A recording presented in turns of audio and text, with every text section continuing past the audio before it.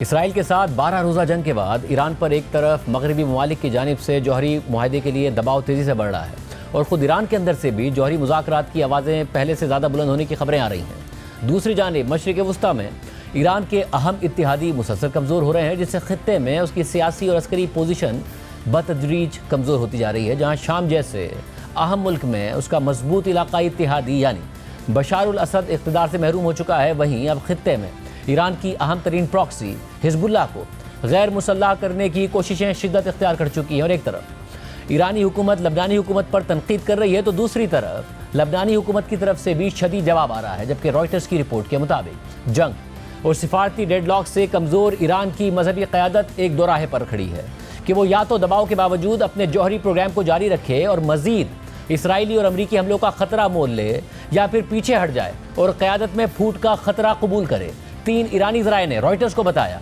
कि अब ईरान की सियासी क़यादत समझती है कि अमेरिका से मुज़ाकरात ही वो वाहिद रास्ता है जो मज़ीद कशीदगी और बड़े ख़तरे से बचा सकते हैं। जौहरी और अस्करी अहदाफ पर हमलों ने ईरान को हिला कर रख दिया, जिनमें पासदारान इनक़िलाब के आला कमांडर्स और जौहरी साइंसदानों की अमवात भी शामिल थीं। ये हमले अमेरिका के साथ जारी मुज़ाकरात के मुजव्वज़ा छठे दौर से सिर्फ एक दिन पहले शुरू हुए। फिर जब ईरान ने अमेरिका पर सिफारतकारी से धोखे का इल्ज़ाम लगाया, तो ईरान के अंदर कुछ सख्त गीर अरकान पार्लियामेंट और फौजी कमांडर्स ने उन ईरानी हुक्काम को मोरिद इल्ज़ाम ठहरा दिया जो अमेरिका के साथ मुज़ाकरात के हामी थे। सख्त गीर ईरानी हुक्काम का कहना था कि ये मुज़ाकरात एक स्ट्रेटेजिक ट्रैप साबित हुए जिसने ईरानी मुसल्लह अफवाज की तवज्जो हटा दी। ताहम ईरान के सियासी मामला से वाकिफ़ एक शख्स ने बताया कि फ़ौजी तसादुम के बाद अब ईरानी क़यादत मुज़ाकरात की तरफ झुक रही है। रिपोर्ट में मज़ीद लिखा है कि इतवार को ईरानी सदर मसूद पेज़ेश्कियान ने कहा कि अमेरिका के साथ मुज़ाकरात दोबारा शुरू करने का मतलब ये नहीं है कि हम हथियार डालने का इरादा रखते हैं। मसूद पेज़ेश्कियान जंग के बाद मज़ीद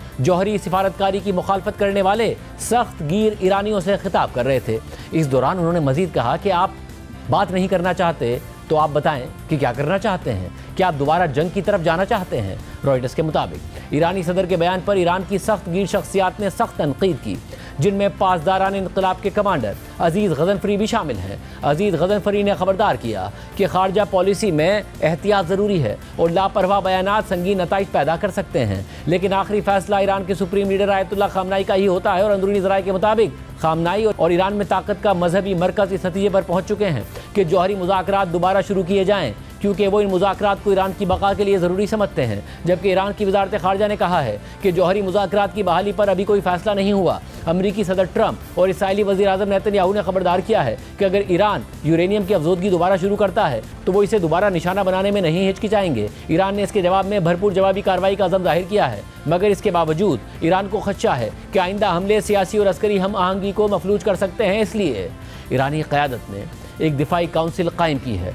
ताकि कमांड का तसलसल बरकरार रहे, चाहे 86 साला ख़ामनाई को कत्ल की कोशिश से बचने के लिए किसी दूर दराज पनागाह में मुंतकिल होना पड़े। ईरान का कहना है कि यूरेनियम की अफजोदगी इसके पुरअमन जौहरी तवानाई के प्रोग्राम का हिस्सा है जो उसका हक है, जबकि ट्रंप इंतज़ामिया इसे मुकम्मल तौर पर ख़त्म करने का मुतालबा करती है और यही सिफारती तातुल की बुनियादी वजह है। दूसरी जानिब अगर ईरान जौहरी मुज़ाकरात में वापस आने से इनकार करता है या अपनी जौहरी सरगर्मियों को महदूद करने के लिए कोई काबिल तस्दीक मुआहिदा नहीं करता, तो इस सूरत में ईरान पर 3 यूरोपीय ताकतों की कोशिश से अक़वाम मुत्तहिदा की जानिब से पाबंदियों की बहाली का खतरा भी मंडला रहा है। रिपोर्ट में मज़ीद लिखा है कि ईरान ने जौहरी अदम फैलाव के मुआहदे से निकलने की धमकी दी है, लेकिन ईरानी ज़राए के मुताबिक ये सिर्फ दबाव डालने की हिकमत अमली है, कोई हकीकत पसंदाना मंसूबा नहीं है, क्योंकि इस मुआहदे से निकलना दुनिया को ये पैगाम देगा कि ईरान जौहरी बॉम्ब बनाने की दौड़ में है और इससे अमेरिका और इसराइल की मुदाखलत यकीनी हो जाएगी। जबकि एक सीनियर मगरबी सिफारतकार के मुताबिक ईरान के हुक्मरान पहले से कहीं ज़्यादा कमज़ोर हैं और इस वक्त किसी भी किस्म की मज़ाहमत एक ऐसा जुआ है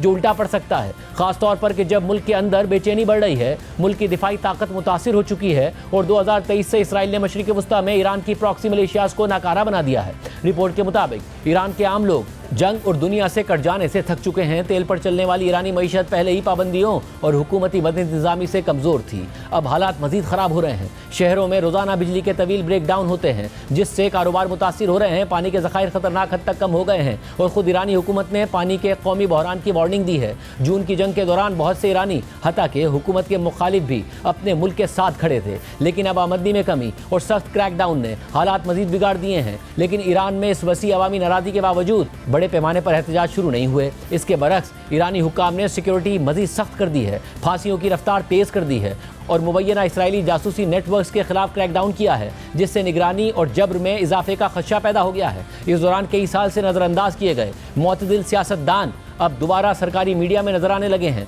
कुछ माहिरीन समझते हैं कि ये हुकूमत की बुनियादी पॉलिसी में कोई तब्दीली लाए बगैर अवाम की बेचैनी कम करने और अंदरूनी इस्लाहात का इशारा देने की कोशिश है।